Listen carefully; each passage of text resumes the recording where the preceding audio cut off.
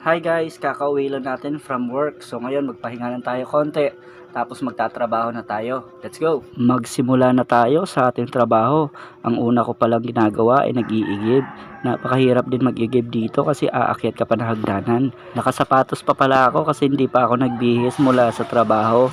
Kasi kailangan na natin itong punuin kasi maya maya pagdating ni Mrs. siya po ay magluluto na ng ulam at ayan puno na. Pagkatapos nagsaing na rin tayo at pagkatapos bumili na tayo ng uulamin. Ito yung binili natin, corned beef at saka itlog. At pagkatapos ay hinugasan na rin natin yung pinggan. Habang tayo ay nahuhugas ay meron po akong gustong ibahagi sa inyo. Ang sabi sa Bible, Ephesians chapter 5 verse 25, Husbands, love your wives just as Christ also loved the church and gave himself for her. Mga husband, mahalin daw natin ang ating mga asawa katulad ng pagmamahal ni Kristo sa simbahan at ibinigay niya nga ang kanyang buhay para sa atin.